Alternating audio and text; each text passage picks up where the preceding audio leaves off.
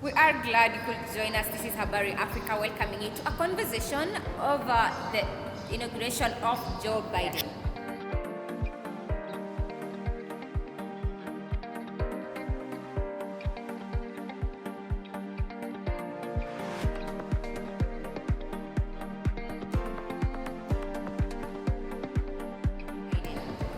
So I'm your host, Karuki Mwaneki, alongside the beautiful Zamamika.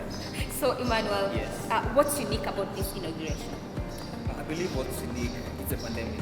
The pandemic is unique. Yeah. For the first time in the history of the inauguration, there won't be any crowds in attendance. Yeah. And we all know that the United States has been the hardest hit country with the pandemic, more than 400,000 deaths, with approximately more than 20 million cases in America. So they can't take the risk of having people in attendance. So in attendance, I'm sure they say they have the flags, right? Yeah.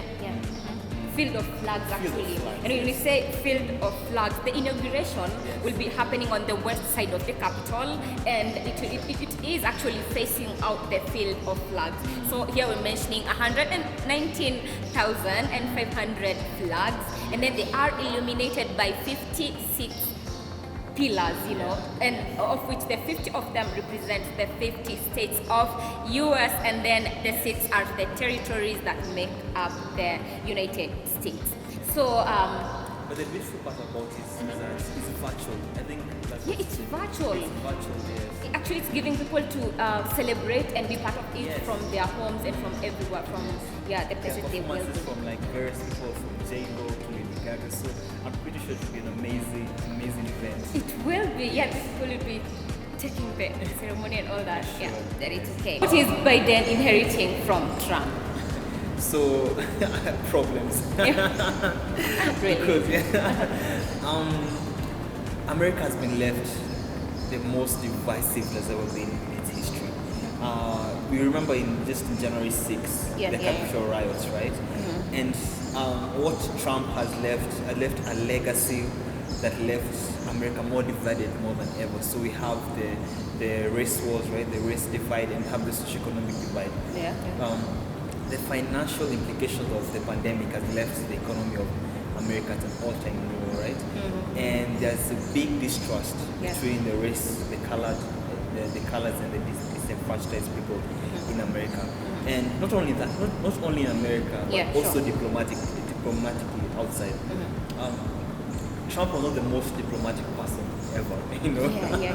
So he left quite a lot of fractions with other nations. And just previously on Tuesday, the US Secretary of State, Michael Yeah. Pompeo, said that China is on the verge of genocide against the Muslims, right? And China does not like being told what to do, Yeah. so it leaves Biden with a lot of things, a lot of problems, both at home and outside. Yeah. But what I'm pretty sure is that with the policies that he has promised to bring about, right? He has said that the first day, what he will do is that he will re-enter the Paris climate change, Yeah. and he will reverse the ban that Trump had made, the travel ban Trump had made against some Muslim nations. Sure. And also, he added that he will add a mask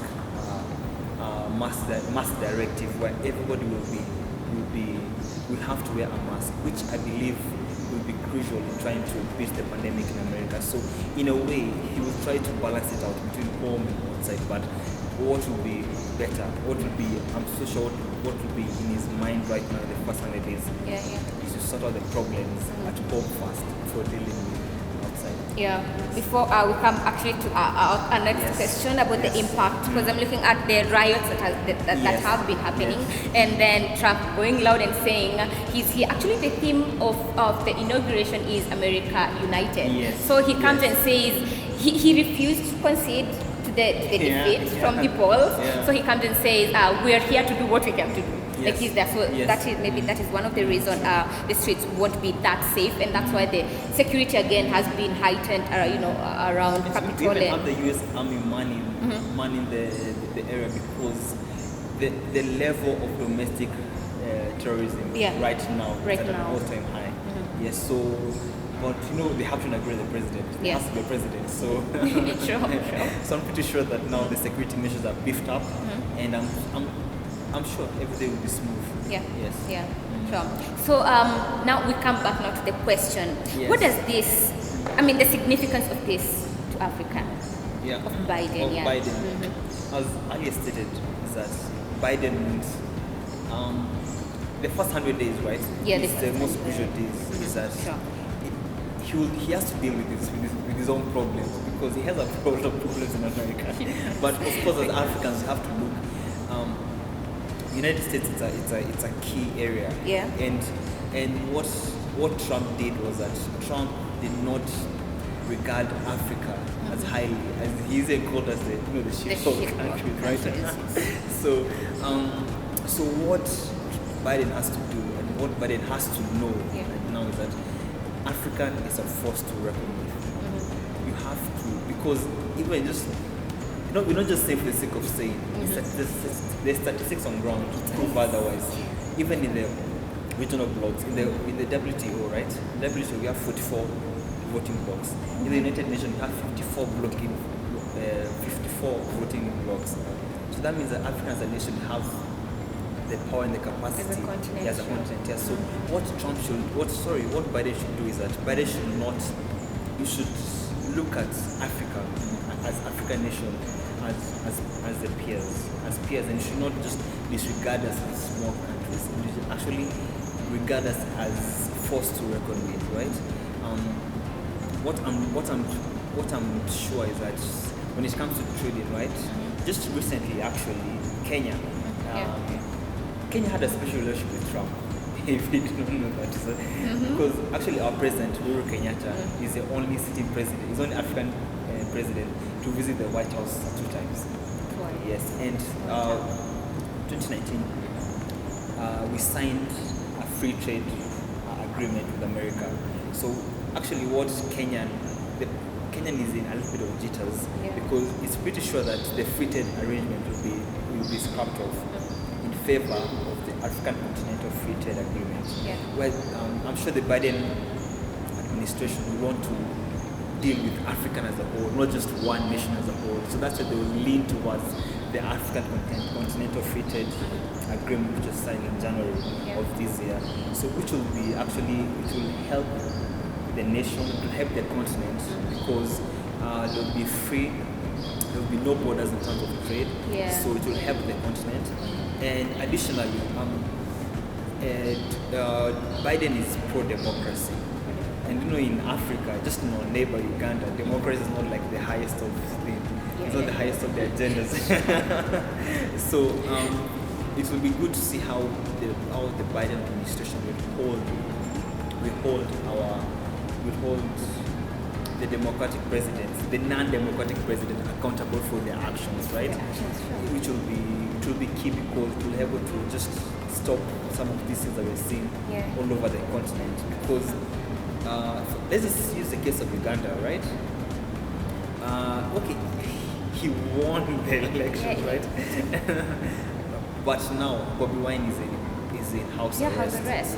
And the US representative went to see him, but got chased out. And EAC, the regional bloc, is supposed to hold them accountable, which they did not do that.